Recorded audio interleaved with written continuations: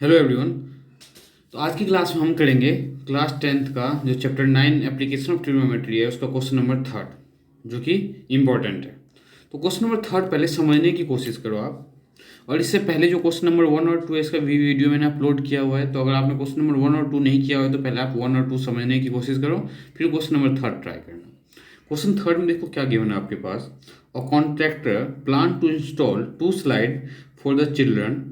एक कॉन्ट्रैक्टर है वो, उसने प्लान किया है कि 2 स्लाइड इंस्टॉल करे to play in the park, park में बच्चों को खेलने के लिए। For the children below the age of 5 years, एक जो 5 ईयर्स से छोटे बच्चे हैं उसके लिए उन्होंने सोचा है कि she prefers to have a slide whose top is at the height of, जिसकी हाइट क्या होनी चाहिए 1.5 मीटर, एंड इंक्लाइन होना चाहिए एट एन एंगल 30 डिग्री। कहाँ पे? ग्राउंड पे।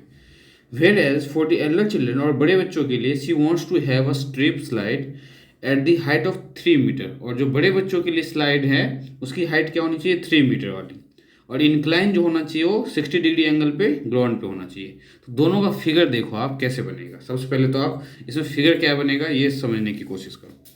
तो पहले बिलो 5 ईयर्स के लिए हम बनाते हैं, फॉर बिलो 5 ईयर चिल्ड्रन। तो 5 ईयर चिल्ड्रन जो हैं उनके लिए या उनसे छोटे बच्चों के लिए जो स्लाइड बनेगा उसके लिए देखो आपको क्या करना है।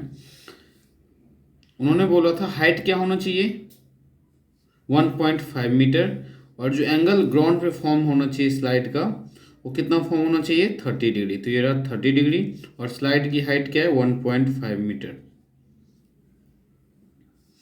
और फॉर एल्डर चिल्ड्रन के लिए, बड़े बच्चों के लिए, फॉर एल्डर चिल्ड्रन,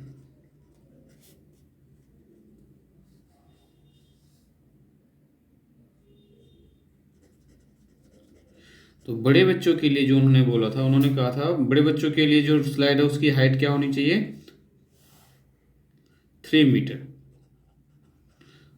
और आपने पार्क में वैसे ये स्लाइड देखा भी होगा जिस पे बच्चे स्लाइड करते हैं, और इसका जो एंगल होना चाहिए ग्राउंड के साथ वो 60 डिग्री होना चाहिए।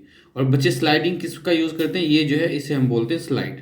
तो हमें इसमें बताना है लेंथ ऑफ द स्लाइड। ये आपका क्या है length of slide, length of slide.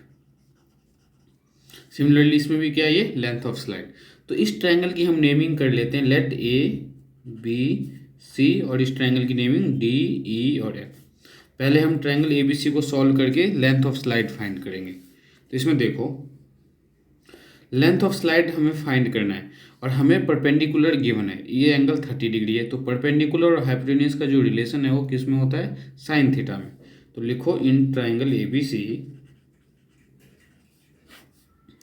Ten theta, sorry tan theta का यूज़ करोगे तो आप परपेंडिकुलर अपॉन में बेस फाइंड करने में काम आएगा। तो यहाँ टेन थीटा नहीं, हम यूज़ करने वाले हैं साइन थीटा। तो साइन थीटा क्या होगा परपेंडिकुलर अपॉन में हाइपोटेन्यूज, और साइन थीटा थीटा आपके पास क्या गिवन है 30 degree, means sine 30 degree equals to perpendicular क्या आपके पास ए बी, और हाइपोटेन्यूज क्या है ए सी।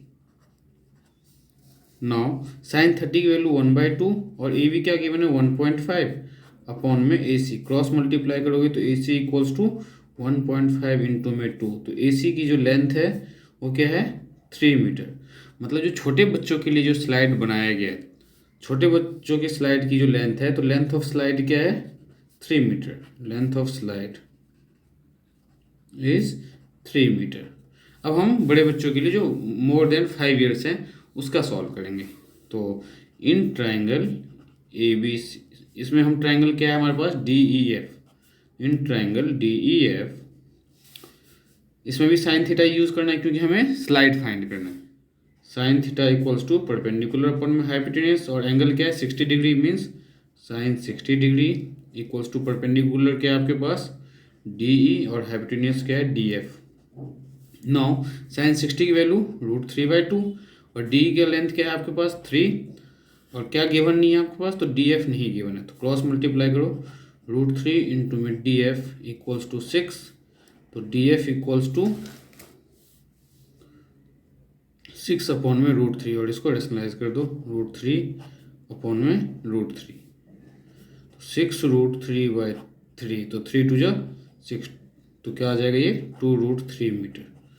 तो लेंथ ऑफ स्लाइड जो है मोर देन 5 ईयर्स बच्चों के लिए वो आपका क्या होगा इस केस में 2√3 मीटर। तो यहाँ पे लिख देना लेंथ ऑफ स्लाइड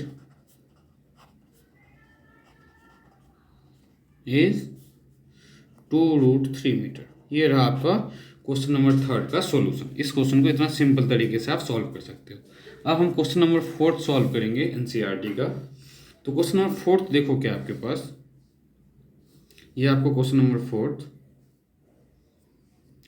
तो क्वेश्चन नंबर 4 में ध्यान से देखो क्या आपके पास the angle of, question number 4 में गिवन है आपके पास the angle of elevation of the top of the tower. Top of the tower से जो एंगल ऑफ एलिवेशन फॉर्म हो रहा है from a point on the ground, ground पे किसी पॉइंट से, जो क्या है which is 30 metre away from the foot of the tower, जो कि 30 मीटर के डिस्टेंस से एंगल फॉर्म हो रहा है, इज़ 30 डिग्री। मीन्स हमने मान लिए कि एक टावर है और टावर के फुट से इन्होंने क्या बोला है क्वेश्चन में, अगर ध्यान से आप देखो तो इन्होंने बोला है कि from a point on the ground which is 30 metre away, तो from the foot of the tower, तो टावर के फुट से 30 मीटर अवे मीन्स कहीं यहाँ। तो यहाँ से हमने इस पॉइंट को मान लिया है और इस पॉइंट पे जो एंगल ऑफ एलिवेशन बन रहा है किसका बन रहा है, टॉप ऑफ द टावर का। ये है आपका टॉप ऑफ द टावर, तो इसको आप ज्वाइन कर दो। तो एंगल ऑफ एलिवेशन मैंने आपको बताया हुआ है कि यहाँ पे फॉर्म होगा और ये एंगल ऑफ एलिवेशन कितना गिवन है क्वेश्चन में 30 डिग्री। और देखो क्या गिवन है डिस्टेंस फ्रॉम फुट ऑफ, और जहाँ पे एंगल फॉर्म हो रहा है इनके बीच का डिस्टेंस 30 मीटर गिवन है। ये क्या है आपके पास 30 metre. Find the height of the tower, और इसमें आपको जो फाइंड करना है वो height of the tower find करना है। तो हाइट ऑफ द टावर कैसे फाइंड करेंगे, सबसे पहले इस ट्रायंगल की नेमिंग कर लो आप ABC। तो हाइट ऑफ द टावर, इसमें हाइट क्या है टावर की AB, तो let the height of the tower, height of the tower, ये लेट करना जरूरी है, will be H metre. H metre मान लिया हमने, मीन्स यहाँ से यहाँ जो हाइट है इसे हमने H कंसिडर कर लिया है। नाउ अब हमें क्या करना है, ट्रायंगल कंसीडर करना है ABC। Now in triangle ABC, triangle ABC में देखो क्या लेना है आपको, 30 डिग्री गिवन है, बेस गिवन है और बेस का रिलेशन इसके साथ, तो ये क्या आपका परपेंडिकुलर। तो परपेंडिकुलर और बेस का रिलेशन अगर आपको याद हो तो क्या होता है tan theta. Means tan theta equals to perpendicular upon में बेस। नाउ अब tan थीटा आपके पास, तो थीटा क्या गिवन है 30 डिग्री, तो tan 30 degree equals to perpendicular क्या है आपके पास H, बेस क्या आपके पास 30 और tan 30 की value 1/√3 equals to H upon में 30। अब इससे क्रॉस मल्टीप्लाई करोगे तो क्या आ जाएगा 30 इक्वल्स टू √3H। बट हमें तो हाइट फाइंड करना है, तो हम √3 को क्या करेंगे डिवाइड में ले आएंगे, 30 अपॉन में √3। अब इसको रेशनलाइज कर दो इक्वल्स टू H, तो √3 इंटू में √3 3 हो जाएगा, तो 30√3 अपॉन में 3 इक्वल्स टू H। अब यहाँ पे देखो 3 से ये, तो 10√3 इक्वल्स टू H, और ये H हमने क्या कंसिडर किया था क्वेश्चन में, हाइट ऑफ द टावर। तो so the height of the tower, so the height of the tower, height of the tower is, height of the tower क्या हुआ 10√3 मीटर। तो ये इतना सिंपल क्वेश्चन था आपका। सिमिलरली अब हम क्वेश्चन नंबर 4 सॉल्व कर चुके हैं, अब 5th सॉल्व करेंगे। तो क्वेश्चन नंबर 5th देखो, समझने की कोशिश करो क्या है। क्वेश्चन नंबर 5th में हमें क्या गिवन है और क्या फाइंड करना है ये समझो आप। क्वेश्चन 5th में बोला है कि a kite is flying at a height of, एक काइट फ्लाई कर रही है किस हाइट पे 60 metre above the ground, ground से 60 मीटर के डिस्टेंस से। The string attach to the kite, और जो स्ट्रिंग जो धागा काइट के साथ बंधा हुआ है with the ground is 60 degree, और वो ग्राउंड के साथ जो एंगल फॉर्म कर रहा है वो कितना फॉर्म कर रहा है 60 डिग्री का। Find the length of the string, length of the string find करना है। Assuming that there will be no slack in the string, मतलब धागे में किसी तरह का कोई ज्वाइंट नहीं है। नो स्लैक का मतलब है उसमें किसी तरह का, मतलब जो आप हाइट उसका लेंथ फाइंड करोगे वो एक्चुअल लेंथ होगा उसका। तो देखो सबसे पहले मान लो कि ये काइट है और इस काइट से जो हाइट दिया हुआ है काइट का, वो हमेशा ध्यान में रखना है क्या, हमें कभी भी हाइट गिवन हो तो हमेशा परपेंडिकुलर लेना है। तो ये हमने ग्राउंड पे एक परपेंडिकुलर हाइट लिया जो कितना गिवन है 60 मीटर। और इस काइट का जो थ्रेड है, धागा है, उससे ग्राउंड पे जो एंगल फॉर्म हो रहा है आपका, ये जो ग्राउंड पे आपका एंगल फॉर्म हो रहा है काइट का, वो कितना फॉर्म हो रहा है 60 डिग्री। ये जो आपका क्या है धागा है जो कि काइट के साथ बंधा हुआ है, क्योंकि काइट का जो ये फॉर्म हो रहा है ग्राउंड के साथ एंगल वो 60 डिग्री का फॉर्म हो रहा है। तो अब आप इसमें क्या जो क्वेश्चन में फाइंड करना है वो ये लेंथ ऑफ द स्ट्रिंग, ये क्या आपका length of string, length of string ये आपको फाइंड करना है। तो हम इस ट्रायंगल की पहले नेमिंग करेंगे, ट्रायंगल की ABC।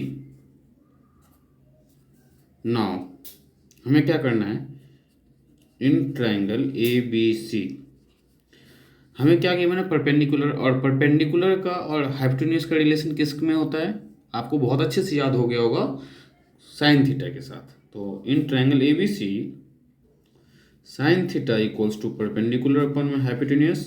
Now sine theta means sine 60 degree equals to perpendicular क्या गिवन है 60, और हाइपोटेन्यूज आपको नहीं पता, तो हाइपोटेन्यूज क्या है आपका AC। तो AC साइन 60 की वैल्यू अगर आपसे पूछा जाए तो साइन 60 की वैल्यू √3/2 इक्वल्स टू 60 अपॉन में AC, क्रॉस मल्टीप्लाई करोगे तो क्या आएगा √3 AC इक्वल्स टू 60 इंटू में 2। Now AC equals to 120 upon में √3, तो इसको रेशनलाइज कर दो आप √3 से ऊपर नीचे मल्टीप्लाई करके, तो ये क्या आएगा 120 √3 अपॉन में 3, तो 3 4 12 0 40 √3। तो 40 √3 क्या है आपका AC, और AC आपको क्वेश्चन में ध्यान से देखो तो AC क्या है आपका लेंथ ऑफ द स्ट्रिंग। तो so the length of the string, so the length of string is, length of string कितना हो गया 40 √3 मीटर। ये आपका इस क्वेश्चन का सॉल्यूशन।